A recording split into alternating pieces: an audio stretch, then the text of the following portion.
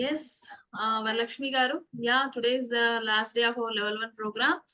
I would really like to know how you felt about the training and all. Being a pathologist. Yeah, as a doctor, we only look at the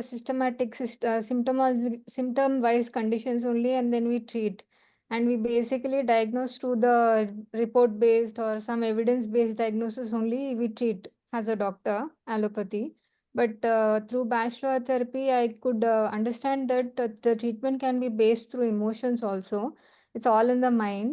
So, like once you start healing internally, through your emotions, that it can be a good part of treatment is what I understood through this therapy. So Yes. it was nice.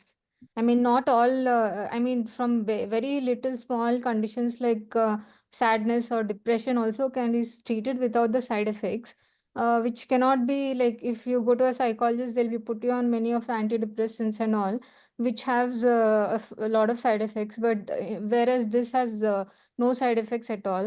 So I think this is much more platform to treat people with psychological conditions and which leads to health related problems. Yeah, that's what I learned. Very nice. Clap for Varalakshmi ji. She participated very nicely. Yes. Yes.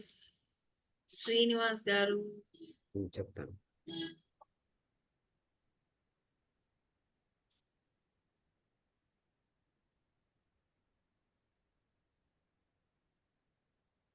నా పేరు శ్రీనివాసులు. నేను యోగా ట్రైనర్ని.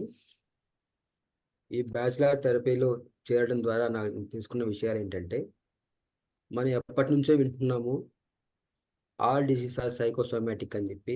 అయినప్పటికీ మనము సోమాటిక్ని నివారించకుండా ఎంతసేపు శరీరం లక్షణాలను బట్టించే రోగాన్ని తగ్గించుకోవడానికి కోసం మనం ప్రయత్నం చేస్తున్నాము. అది సరైన విధానం కాదని తెలిసినప్పటికీ కూడా వేరే మార్గం లేక అటే పోతున్నాం.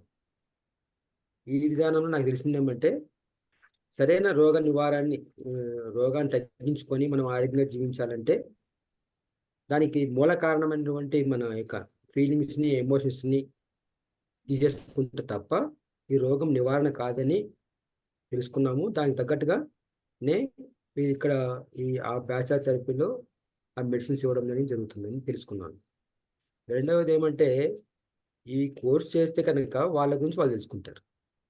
ఒక రకంగా అంతర్గత ప్రయాణము, అంతర్ముఖ ప్రయాణము అనే గొప్ప గొప్ప పదాలు మాట్లాడుతుంటాం, కానీ అదేంటో కాదు, మన గురించి మనం తెలుసుకోవడమే అంతే.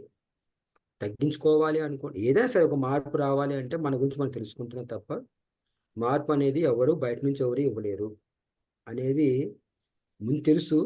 కొంతవరకు ప్రయత్నం చేస్తాం, కానీ దీంట్లో ఇంకా ఎక్కువగా ప్రయత్నం చేయడం జరిగింది. నా గురించి నేను తెలుసుకోవడం జరిగింది.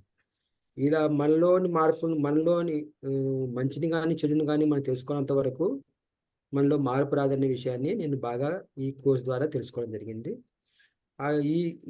ఈ విషయాలన్నీ కూడా మేడం గారు చక్కగా మాకు బాగా తెలియజేసినందుకు కూడా మేడంకు ధన్యవాదాలు తెలియజేసుకుంటున్నాను.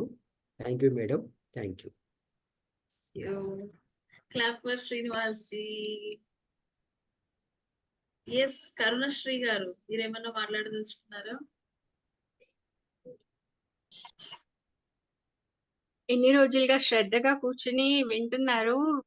నేను కూడా వాళ్ళతో జాయిన్ అయ్యాను. ఇట్స్ లైక్ ఈ 5 days ఎలా అయిపోయాయో రియల్లీ తెలియలేదు. The 2.5 hours and sometimes I could not join also, but still I enjoyed along with all this team. It's really wonderful. Thank you, Kirti ji. And I also learned so much with you as a trainer and as upcoming trainer. Thank you. Thank you. Yes.